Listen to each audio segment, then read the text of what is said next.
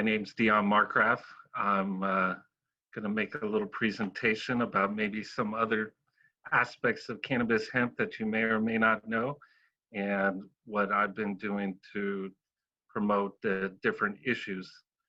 As you'll see, my history and stuff, but the basic premise of this discussion is that hemp is hope. You know, if I was a kid these days, I'd be totally depressed in the state of the way things are. And I am saying in this analogy, are a virus, like an eco-virus that is, you know, taking over the world in a bad way, and something we need to address.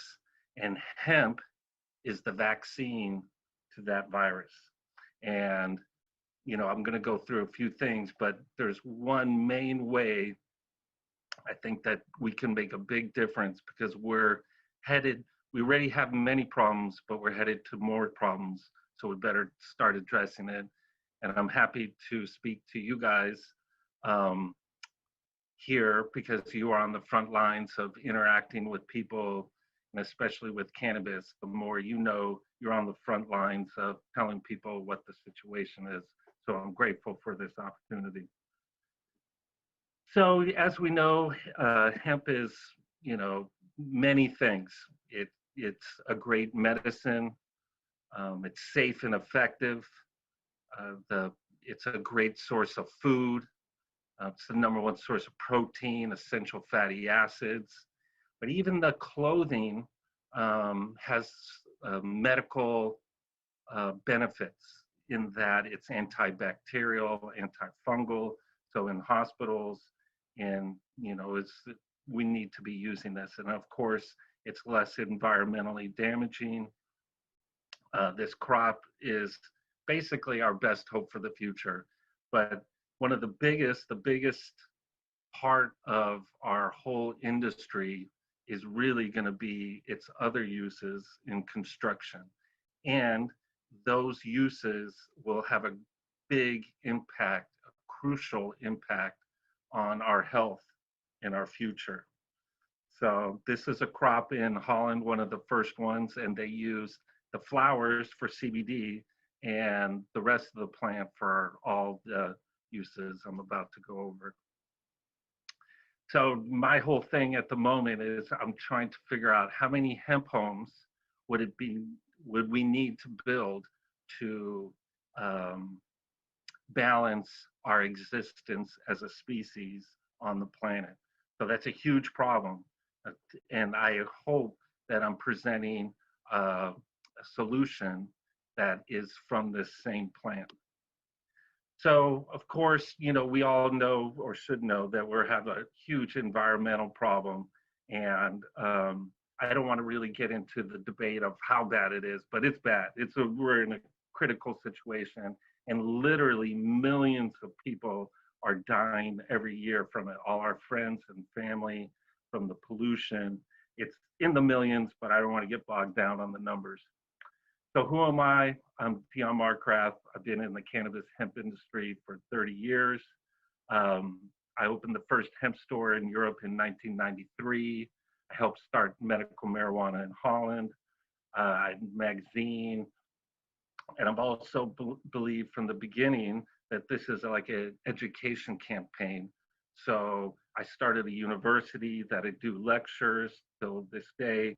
When I lived in Amsterdam, I started the Cannabis College, which is still there and open every day.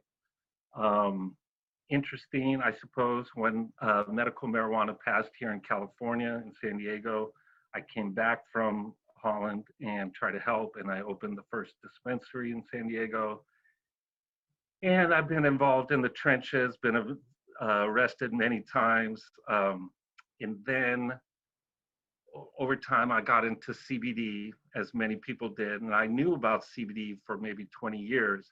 I didn't know it would be that powerful and so useful, but I helped start the CBD industry with a company called General Hemp, who funded many of the first companies around the world. And one of the big things they did is I helped get CBD in cannabinoids into Mexico and help their change their laws. And of course, through, small children who benefited in the truth of this great plant. So yes, I've been buying and selling cannabis all over the world for, I guess coming on 3 decades now. And I believe it's the, revolution, and it's very important. But again, back to really the science and the education part of it, I've always had two big lessons I just want to throw out there real quick. Is one is that the the trichomes, the flowers of the plant, will basically pay for all the rest of the plant, the process. So, all these other things could be either, not free, but very costless. So our consumption together is a main way to promote the industry. And then again, it's all less expensive. So this has been on my agenda for almost 30 years. So now we're be able to live that dream now here in America for the first time, is that we can get the cannabinoids out of the flowers, and then the rest of the plant is essentially free or costless, or we could outcompete the competition for sure. And as we'll see, with superior products. So now here in San Diego Vista, I am busy with construction, because after examining all the different aspects, I believe that the construction is really what's needed at the moment. So here in San Diego, I've built two cool hemp structures and been doing classes. On the bottom is the world's first tiny hemp house on wheels. And on the top is a project that I'm busy with at the moment, and trying to make a hemp church that people can come and worship and learn. And I believe it's very important. And so again, I've been doing classes. I created that the tiny hemp house for Earth Day here in San Diego, and the following year I tried to burn it down. So yeah, so hemp is fireproof. So I've been, racking my brain of how to demonstrate all these abilities, and that's what I'm busy with now. So, so the main thing I'm doing these days is I've started a group called the USHBA, the U.S. Hemp Building Association, and I'm trying to advance this across the country, because, as I say, really the big picture of our the way we're impacting our environment is killing us, is totally inefficient, and can be solved with hemp. So I'm busy with this national organization, and you can check out our website for further updates. But when it comes to housing, if you look at what we currently are using, there are chemicals and very bad toxic off-gassing materials that that contribute to asthma, cancer, autism, obesity. So a lot of the main problems. So not only are we talking about this big other picture, but directly we're being poisoned with the things that we're using today. So hempcrete and hemp can offset this whole thing. And the biggest thing is it's carbon sequestering. It's, it has so many great properties. It's pest resistant, mold resistant. So many problems today come from just the homes that we're in. But the big thing that I wanted to get across to everyone is that you may not know is actually construction is perhaps the biggest problem on the planet, the way we're doing it today. So the number one source of CO2 by industry is the construction industry.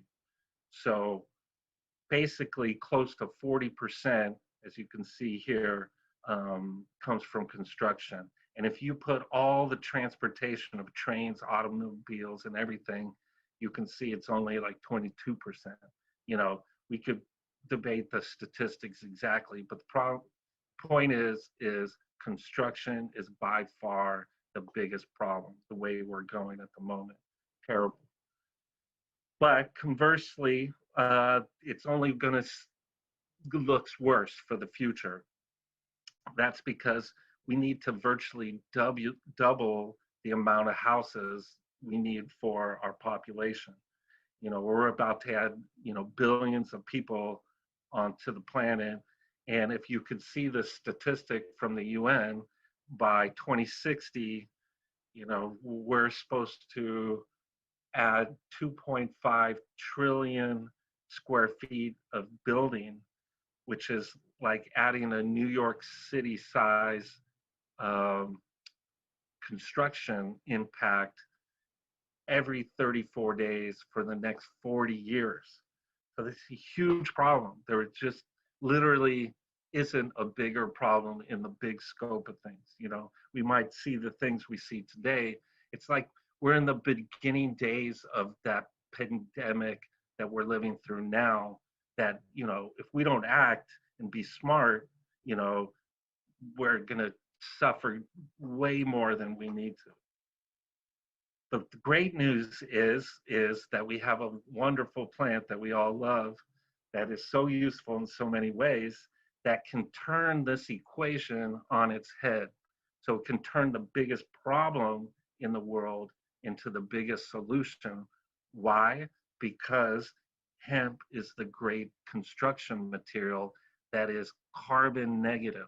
So after you calculate all the energy that goes into the house, all the transportation, all the materials, just because you use hemp, it will be carbon negative. So it will actually clean the sky with hemp in this big picture virus killing way. So again, hemp, stores the CO2 because it breathes it in, and it breathes more CO2 in than almost any crop. So 22 tons per hectare is taken in every year from every hectare, 2.5 acres. So as you can see here in the cattle field, that's where you get the CBD and the food and the nutritious part, but the rest of the plant can be made into almost everything. And again, its impact is a good impact. And so the point is then we need to put all this plant material and energy into something. And what to put it in? Our walls of our houses, because it makes a superior product. And it's super simple. That's another great thing about it. And it's super local. So you only need lime from like limestone that's broken down, the hemp hurd, which is the inner part of the plant, and you mix it together with water, and very quickly it will turn hard. Over time, it will get harder. And a great thing about this as well is it's local. So this can be done everywhere in the world, and it's locally based economy and less of a eco impact from the energy. You don't need to ship this all around. So a great thing. So again, you can put it in your walls in many ways, either through bricks, you could spray it in, you could cast it in, you could precast it in, and it's all possible. And again, this would be a way to take all that CO2 and put it into something that would sequester it. So how much would we really need to do? We need to make, millions of homes. Basically, we need to make all our homes in the future this way, this whole scenario around. because if we don't, as the statistic says here, we're basically, you know, we're cooking ourselves to death, and of course all other species or most other species. And then the good news is that we have, again, the same statistic that, you know, we could store lots of CO2 in this manner. You know, basically an endless amount of opportunity to put it into these homes that we need. Here in California today, we have a housing crisis. It's like our biggest problems after the current virus, of course. But here in California, just alone, we need 3.5 million homes just to come up to where we need today. So think about that environmental impact. So this is nothing new as far as the technology. We've been building with lime and other things for years. The Roman aqueducts, many things throughout time were used with lime, rocks, and plant material. So here's some examples here. There's an example here in India from 1500 years ago. It was a World Heritage Site today, and none of these hemp, lime, clay technology has degraded. Here's a house in Japan that's 500 years old. So again, we're talking about a superior product. And again, you know, hemp can be used with all these other things. It's not just hemp, but hemp makes almost everything exponentially better. And on the bottom corner is an example of that, where there's a bridge in France that only has 10% hemp in it, and it was made in the year around 500 AD. And everything from that surrounding village what has been degraded over time through natural weathering that wasn't hemp. But this bridge that had 10% hemp in it has survived, and it's had a river going through it. So that's a great testament. I love to tell that story. And then in Europe, they're way more advanced than us. There's many places on the planet that are you know, further than we are, sadly. But in Europe, they've embraced it greatly. The technology really sort of comes from France. They're making track homes, as you can see, in England. Their Marks and Spencers is kind of like our Nordstrom's, a very fancy retail company, and you can see they're making their department stores with hemp, and they're saving huge amount of money on just energy. So there's so many reasons to use this, and for these type of people, they're saving 50 to 75% of their energy bill, which in turn is, you know, for big department stores, like hundreds of thousands of dollars a year. And this is another example of a multi-story building in Italy. So here in America, we're just getting going. There's projects going on all over America. We're trying to push it more and more. There's ones in Washington. There's one in North Carolina that you can see on the bottom, was made in 2009. So it shows the industry is not that old. The mayor of Asheville, North Carolina, built that house because his daughter was sensitive to the chemicals in buildings. And then interesting, this one on the bottom corner is a little tiny house, hemp house, made in Texas, right across the street from the Capitol, in a sort of model homeless place where they show how this, you know, technology can work. And, you know, so, you know, when it comes to the virus and all this stuff is exposing so much in our society, and homelessness is a big health risk to everybody, and it's so inefficient. So for example, every homeless person on average costs between $30,000 and $40,000 per year every year to society being on the streets. Whereas, you know, you could build a tiny house for them and help them off the street for $30,000 or $40,000, and it's a permanent thing. And if you make it out of hemp, it could, tick all these other boxes. So of course, hemp is not just hempcrete. Today, there's all kinds of particle boards being made with it. This is one of the most exciting uh, products. It's called Hempwood out of Kentucky. It's a hardwood that is 20% stronger than oak. So imagine that. And 1 acre of hemp equals 15 to 30 oak trees that take, 60 to 200 years to grow. And this could be made and grown in months, and it's a better product. So that's just one of the many examples that we have today. So what can you do? You could become a member of our group, of course. You can tell friends, you could help donate. Again, you're on the front line and you talk with everybody about their health. And I know it's not always applicable, but in a big picture way, hopefully, learning this information today and with these follow-up resources, you can dive deeper into the situation. And as I was saying earlier, one of the big lessons I hope you take away from this is our liberation is through our consumption. We vote every day, and we vote for our future through our consumption.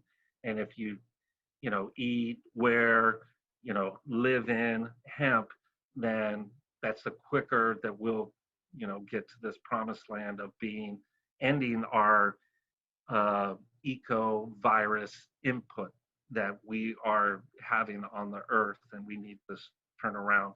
And again, we have a lot of information that we're developing in these regards on our website, the ushba.org. This is a global initiative, and it's not going to be done by one person or one group. And we have already engaged the UN. The UN has voted, because we're in this crisis, that we need to turn the whole world around by 2030. And the UN has already voted that we need to be sustainable by that time period, which is 100% not possible without hemp. And this group that you can look up, FOT.net, they have put this living publication together that they've presented everyone in the UN, and they're actually voting in December to change the course possibly of cannabis policy.